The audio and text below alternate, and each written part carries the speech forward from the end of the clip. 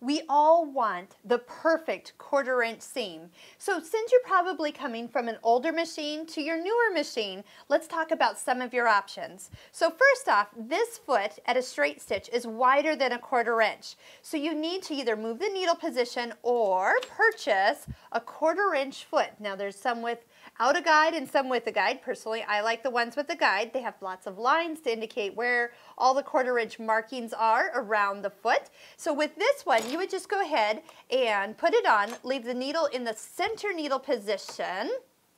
And another option you might like is the straight stitch throat plate, because this actually has the hole that keeps your needle nice and guided down. It makes sure your fabric doesn't get slipped down into the throat plate when you're stitching along the edge or from corner to corner if you're going through here. So this would be how I would sew. If I lower it down, I could pop it back up so I can move the fabric and then put the fabric right up against the guide.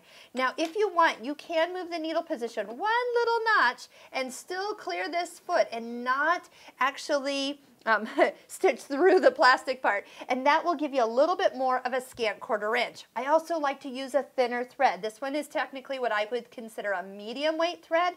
There are thinner threads out on the market that you'll love in the cotton that you can get a nice, smaller, not so thick of a seam, because once we stitch with this thread, we got to still press it open, and that actually takes away from all the perfection of the 1/4 inch that we've just tried to achieve, and now we've got to kind of press over that big lump of seam and the thread. So another option that we have is not just a 1/4 inch foot, but we can actually use our regular foot and look up here, row 2. So let's go ahead and go to our stitch menu, arrow over to row 2. That's the quilting menu. Do you notice on your screen it actually shows you a 1/4 inch marking? Well, that's the very first stitch in the row. So if you actually just touch OK, you get stitch 10 or the very first stitch, or you can touch 1, 0.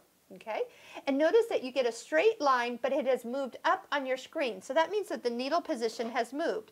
And you could use just your regular A foot and then use the edge of it, so you can get that nice perfect seam all the way through just by using a standard foot and the 1/4 inch stitch. Now we can actually move that over. I always like to move it over just a little bit more to the right side and get that scant 1/4 inch, but measure out your final blocks and see if you're getting too much of a scant 1/4 inch. We don't want you to be too less in that regard, but you do want a little bit. Now if you like this stitch, which I do, you can purchase one of my favorites is a 1/4 inch edge stitching foot. Look what we have. It's like your A foot, but it has a guide, and it has the marking of that red mark is lined up with the needle of where it will be with that exact stitch. So when you come in here, you don't have to think about anything. Everything is set up for you, and you're ready to go. So then again, if you want to move that needle over just a little touch to the right, to allow for the pressing open of the seam, I guarantee you, you're going to love that particular seam all the way down.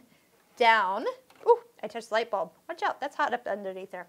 All the way down through your seaming, and perfection when you go to sew all your blocks together.